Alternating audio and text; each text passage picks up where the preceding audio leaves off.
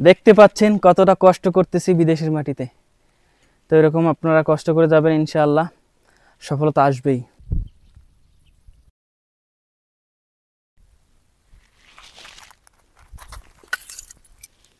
এই যে আপনারা দেখতে পাচ্ছেন আমি সৌদি আরবে কাজ করতে যাচ্ছি ইনশাআল্লাহ।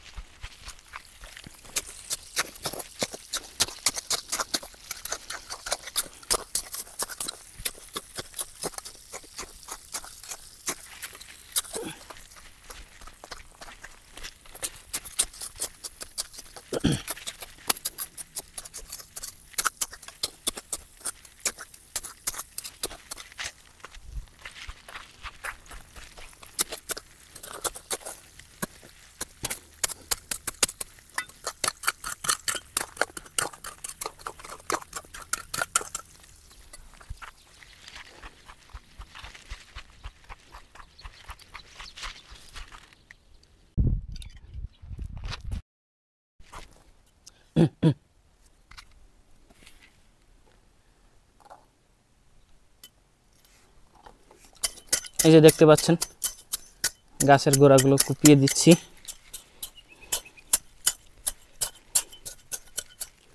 আসলে প্রত্যেকটা কাজই করতে কষ্ট হয়, সেটা যত হালকাই হোক না কেন, কাজ ছোটই হোক না কেন।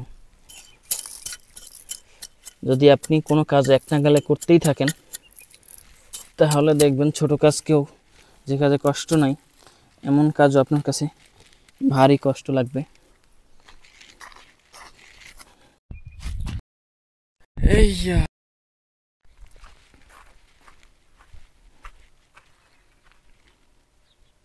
দেখতে পাচ্ছেন কতটা কষ্ট করতেছি বিদেশের মাটিতে।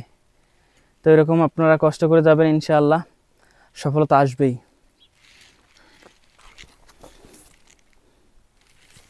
এই যে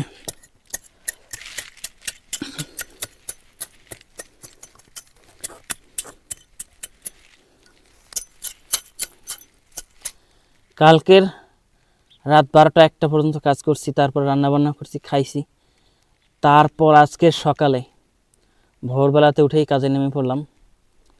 তো এটাই হচ্ছে প্রবাস জীবন আসলে, বুঝলেন?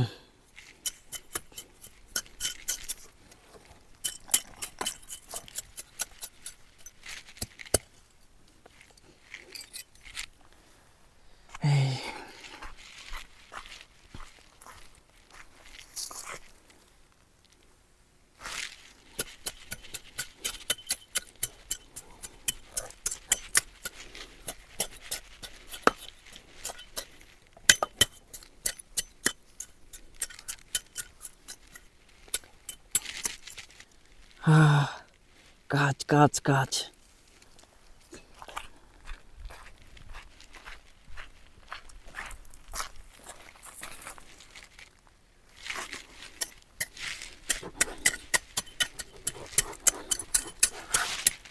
ব্যাপারটা হলো সকালবেলা উঠে ব্রাশটা করতে পারিনি, আমি তো পানি দিয়ে মুখ ধুয়েছিলাম, ব্রাশটা করার টাইম পাইনি।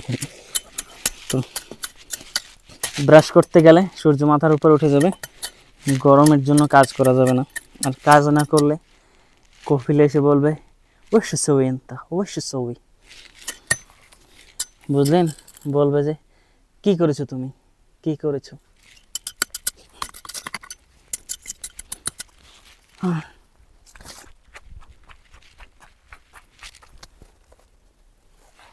এই যে গাছটা দেখতে পাচ্ছেন, এইটা হলো জয়তুনের গাছ, ওয়াত্তিনি ওয়াজ্জাইতুন, সেই জাইতুন।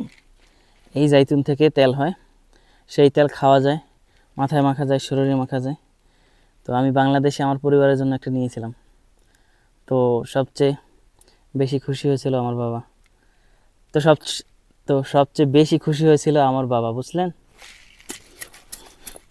ওয়াত্তিনি ওয়াজ্জাইতুন, আল্লাহ, তিনের কসম এবং জাইতুনের কসম। এখানে তিনের গাছও আছে, জাইতুনের গাছও আছে।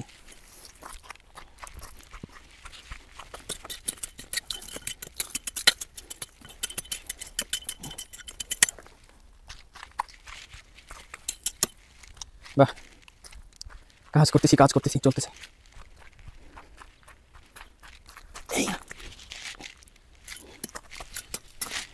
এইগুলো হচ্ছে অধিকাংশই লেবু গাছ এবং কিছু মালটা গাছ রয়েছে, এছাড়াও কমলা গাছও রয়েছে।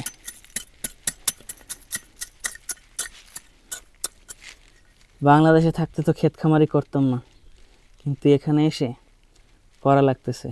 ব্যাপারটা অদ্ভুত, তাই না?